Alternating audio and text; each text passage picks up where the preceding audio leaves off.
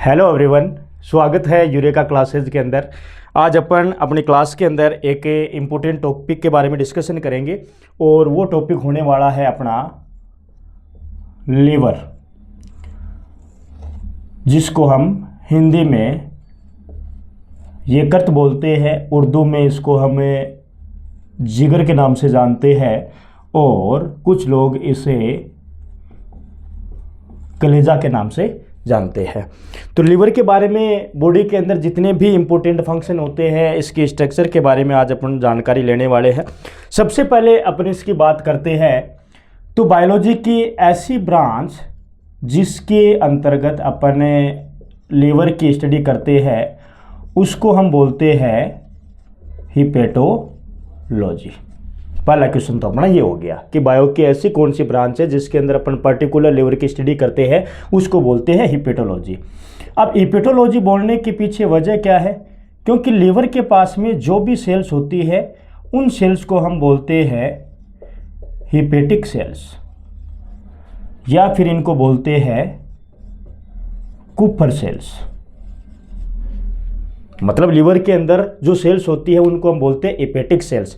इसलिए लीवर की स्टडी क्या कहला रही है? हिपेटोलॉजी। और यदि डॉक्टर की बात करें, लीवर से रिलेटेड जो डॉक्टर होता है उसको हम क्या बोल देंगे? हिपेटोलॉजिस्ट। उसके बाद में बात करते हैं कि लीवर का जो ओरिजिन होता है वो कैसा होता है?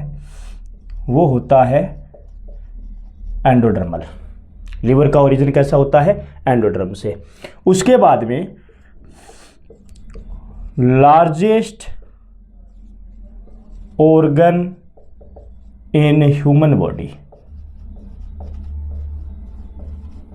मतलब बॉडी के अंदर सबसे बड़ा जो अंग है अपना वो है लीवर।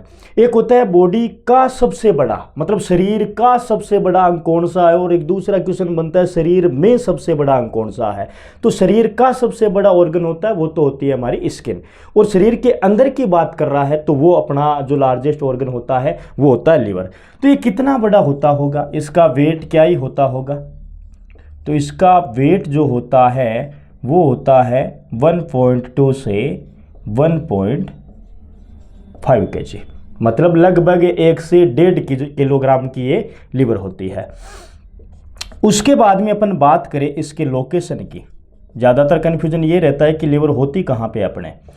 तो ये डायाफ्राम की तो होती है नीचे, बिलो डायाफ्राम, और एब्डोमिनल कैविटी के अंदर प्रेजेंट होती है। मतलब ये अपना मान के चलिए कि क्या है? डायाफ्राम है। ऊपर यहाँ पे अपने क्या है? लंग्स है, और लंग्स को सपोर्ट करने वाला डायाफ्राम है, और डायाफ्राम के यहाँ पे ये अपने राइट साइड के पास में क्या होती है? लीवर प्रेजेंट होती है। ठीक है, मतलब लोकेशन इसकी कहाँ पे है? डायाफ्राम के नीचे एब्डोमिनल कैविटी में राइट साइड के अंदर। जैसे मैं यहाँ पे खड़ा हूँ तो मेरा जो डायाफ्राम है वो यहाँ से, ये वाला मेरा डायाफ्राम है।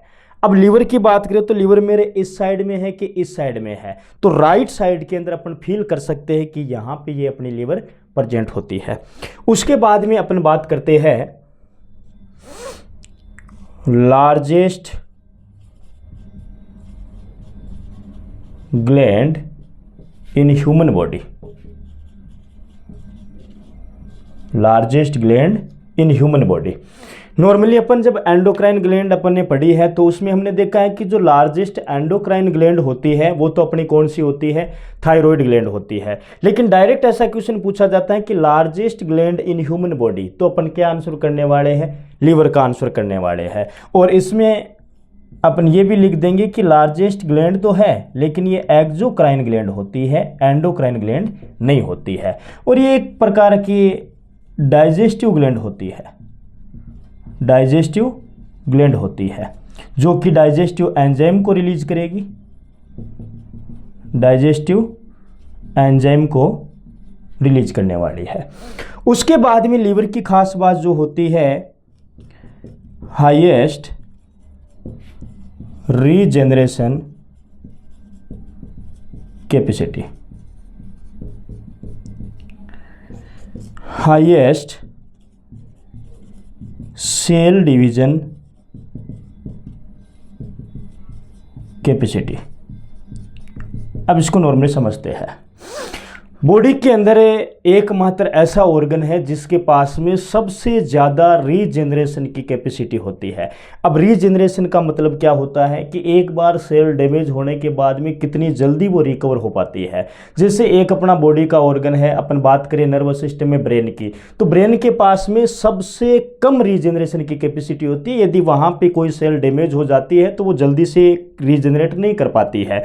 लेकिन लीवर के पास में ऐसी कैपेसिटी है कि उसकी कितनी भी सारी सेल्स को डैमेज कर दिया जाए वापस से रीजनरेट हो जाएगी। क्यों? क्योंकि उसके पास में सेल डिवीजन की जो कैपेसिटी होती है वो सबसे ज़्यादा हाई होती है।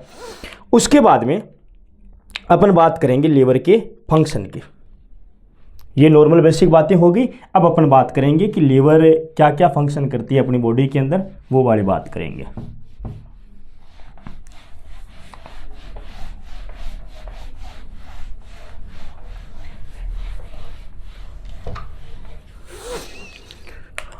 Function of liver.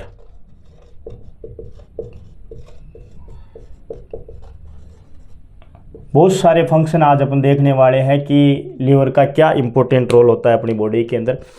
सबसे पहले अपन बात करेंगे फॉर्मेशन ऑफ फाइब्रिन और प्रोथ्रोम्बिन प्रोटीन। लीवर का पहला फंक्शन क्या है?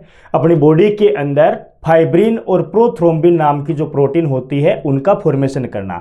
अब ये फाइब्रिन और प्रोथ्रोम्बिन प्रोटीन ये कैसी प्रोटीन होती है? ये होती है ब्लड क्लॉटिंग प्रोटीन।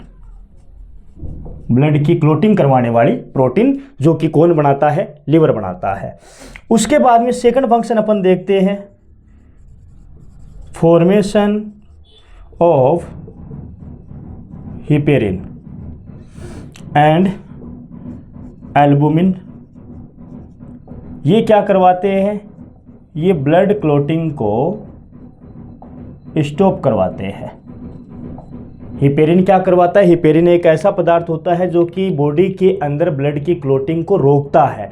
और फाइब्रिन, फाइब्रिनोजन, थ्रोम्बिन और प्रोथ्रोम्बिन, ये चार प्रकार की प्रोटीन ऐसी होती है जो बॉडी के बाहर ब्लड क्लॉटिंग को करवा रही है। और बॉडी के अंदर ब्लड क्लॉटिंग को रोक कौन रहा है? हिपेरिन रोक रहा है। उसके बाद में formation of bilirubin and biliverdin pigment. Body के अंदर बिलीरुबिन और बिलीवर्डिन नाम के जो पिगमेंट होते हैं उनके फॉर्मेशन के लिए भी कौन रिस्पॉन्सिबल है? लीवर है। बिलीरुबिन होता है, इसकी वजह से येलो कलर प्रोवाइड होता है और बिलीवर्डिन की वजह से ग्रीन कलर प्रोवाइड होता है। यदि लीवर के अंदर बिलीरुबिन की अमाउंट ज़्यादा हो गई तो उसके बाद में अपनी स्किन है, अपने जो यूरिन का कलर है, अपने नाखूनों का कलर है, अपनी आंखों का कलर है, वो कैसा पड़ जाता है? पीला पड़ जाता है, जिससे कि पीलिया रोग भी होता है। जैसे पीलिया रोग के अंदर जो अफेक्ट होता है ऑर्गन, वो कौन सा होता है? लीवर होता है। क्यों? क्योंकि लीवर के अंदर बिलीरुबिन की अमाउंट है वो ज़्यादा बढ़ जाती है, जिसकी वजह से बॉडी का कलर पूरा का पूरा कैसा हो जाता है? पीला हो जाता है। अब बिलीवर्डिन है, ये कैसा कलर प्रोवाइड करवा रहा है? ग्रीन कलर प्रोवाइड करवा रहा है। और बिलीरुबिन की वजह से कैसा कलर होता है? येलो कलर होता है, जिसकी वजह से यूरिन का जो कलर होता है वो भी येलो रहता है। उसके बाद में अमोनिया से यूरिया फॉर्मेशन, ये भी कौन करवाता है? लीवर करवाता है। उसके बाद में ग्लाइकोजेनेसिस,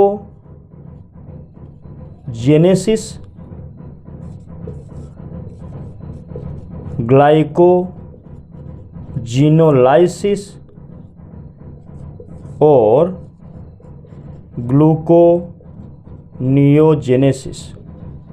बायोकेमिस्ट्री के अंदर ये 3 प्रोसेस अपने को नॉर्मली देखने को मिलती है, ग्लाइकोजिनेसिस, ग्लाइकोजिनोलाइसिस और ग्लूकोनियोजेनेसिस। अब इन तीनों टर्म का मीनिंग क्या होता है पहले तो वो बात करेंगे, फिर ये प्रोसेस चलती कहाँ पे, वो लिवर में चलने वाली है। ग्लाइकोजेनेसिस का जो मतलब होता है वो होता है ग्लूकोज से ग्लाइकोजन का फॉर्मेशन, जो कि कहाँ पे होगा, लीवर के अंदर होगा। उसके बाद में ग्लाइकोजिनोलाइसिस मतलब ग्लाइकोजन का वापस से ग्लूकोज बनना, ये भी कहाँ पे होगी, लिवर के अंदर चलेगी ये प्रोसेस। उसके बाद में ग्लूकोनियोजेनेसिस, अब जेनेसिस का मतलब होता है फॉर्मेशन करना, नियो का मतलब होता है नया, और ग्लूको का मतलब होता है ग्लूकोज। मतलब यहाँ पे नए ग्लूकोज का फॉर्मेशन होने वाला है, या तो वो अमाइनो एसिड से बनेगा या फिर वो फैटी एसिड से बनेगा।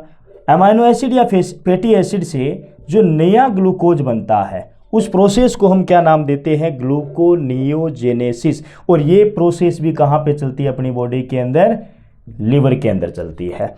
एक प्रोसेस इनसे रिलेटेड और होती है ग्लाइकोलाइसिस, मतलब वहां पे ग्लूकोज का ब्रेकडाउन होता है और 2 मॉलिक्यूल्स होते हैं पायरुविक एसिड के बनते हैं, उसको हम बोलते हैं ग्लाइकोलाइसिस। वो ग्लाइकोलाइसिस प्रोसेस होती है वो लिवर के अंदर नहीं चलती है, वो चलती है हमारे सेल के साइटोप्लाज्म के अंदर। और ग्लाइकोजेनेसिस, ग्लाइकोजिनोलाइसिस और ग्लूकोनियोजेनेसिस, ये जो प्रोसेस चलती है ये तीनों की तीनों प्रोसेस चलती है लिवर के अंदर। उसके बाद में अपन बात करते हैं वो है बाइल जूस फॉर्मेशन। उसके बाद में अपन बात करेंगे आरबीसी फॉर्मेशन, और आरबीसी फॉर्मेशन को हम बोलते हैं हीमोपोएसिस, वो भी एम्ब्रियोनिक स्टेज के अंदर, ड्यूरिंग एम्ब्रियोनिक स्टेज के अंदर। उसके बाद में अपन बात करते हैं डीएमिनेशन, और डीएमिनेशन के अंदर क्या होता है, अमाइनो एसिड से अमोनिया का फॉर्मेशन। उसके बाद भी लीवर करवाता है अमोनिया से यूरिया का फॉर्मेशन, जिसको हम बोलते हैं ऑर्निथिन साइकिल। उसके बाद में हाईएस्ट कोलेस्टेरॉल अमाउंट। उसके बाद में स्टोर मिनरल्स। उसके बाद में डिटॉक्सिफिकेशन। उसके बाद में फॉर्मेशन या सिंथेसिस ऑफ विटामिन बी। उसके बाद में store vitamin like vitamin A, vitamin K, vitamin B, vitamin A etcetera. तो कितने सारे काम अपने को देखने को मिल रहे हैं। बाइल जूस का फॉर्मेशन कहाँ पे होता है, लिवर के अंदर। आरबीसी का फॉर्मेशन, आरबीसी का फॉर्मेशन 3 जगह पे होता है। आरबीसी का फॉर्मेशन सबसे पहले जो होता है वो तो होता है यॉर्क सैक के अंदर। उसके बाद में आरबीसी का फॉर्मेशन होता है एम्ब्रियोनिक स्टेज के अंदर, जो कि होता है लिवर के अंदर। उसके बाद में जब अडल्ट बन जाते हैं तो उस टाइम पे आरबीसी का फॉर्मेशन होता है बोन मेरो के अंदर। और जब एजिंग हो जाती है, जब बुढ़ापा आ जाता है, तो आरबीसी का फॉर्मेशन बहुत ही कम हो जाता है, या तो होता ही नहीं है या फिर होता है तो स्प्लीन के अंदर होता है। मतलब सबसे पहले यॉर्क सेक के अंदर आरबीसी का फॉर्मेशन होता है, उसके बाद में एम्ब्रियोनिक स्टेज के अंदर आरबीसी का फॉर्मेशन लीवर के अंदर होता है, अडल्ट स्टेज के अंदर आरबीसी का फॉर्मेशन बोन मेरो के अंदर होता है, और एजिंग होने के बाद में आरबीसी का फॉर्मेशन नॉर्मली स्प्लीन के अंदर होता है। उसके बाद में डीएमिनेशन का मतलब अमोनिया से अमाइनो एसिड से अमोनिया का जो फॉर्मेशन होता है, उस प्रोसेस को हम बोलते हैं डीएमिनेशन। और ये जो डीएमिनेशन की प्रोसेस है, ये कहां पे कंप्लीट होती है? ये होती है लीवर के अंदर।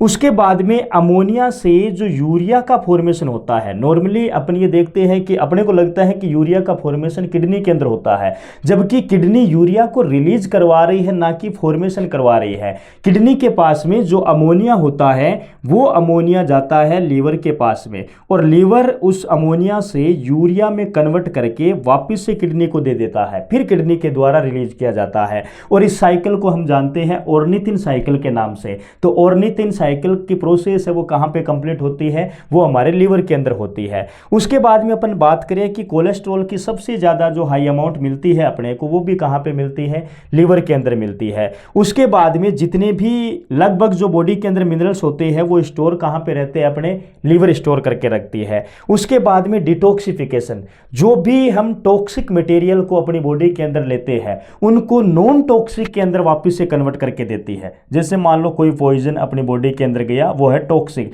और इस टॉक्सिक को वो लीवर क्या किस में कन्वर्ट कर देता है? नॉन टॉक्सिक के अंदर। मतलब जहरीले पदार्थों को विषहीन बनाने के लिए लीवर काम में आती है। उसके बाद में फॉर्मेशन और सिंथेसिस ऑफ विटामिन बी जो सिंथेसिस करती है, वो कौन करती है? लीवर करती है। उसके बाद में बहुत सारी विटामिन है, विटामिन ए, के, बी, ई, जितनी भी ये विटामिन होती है, उनको स्टोर करके रखने की जिम्मेदारी भी किसकी होती है? अपने लीवर की होती है। तो कितने सारे काम अपन ने लीवर के देखे हैं, इसीलिए भगवान ने लीवर को सबसे ज़्यादा रीजेनरेशन की कैपेसिटी दी है। और नॉर्मली ये जो लीवर के अंदर जो हेपेटिक सेल्स होती है, ये ऐसे डैमेज नहीं होती है, ये हेपेटिक सेल्स होती है ज़्यादा डैमेज, वो होती है अल्कोहल की वजह से।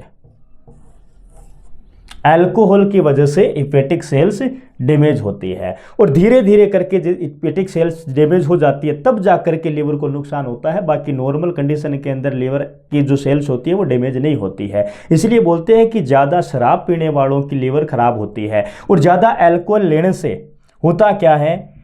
Liver cirrhosis. और लीवर सिरोसिस का मतलब क्या होता है? लीवर पूरी की पूरी सूखने लग जाती है। और लीवर यदि सूख जाएगी तो जो भी अपने इतने सारे फंक्शन देखे, सारे के सारे अफेक्ट होने वाले हैं।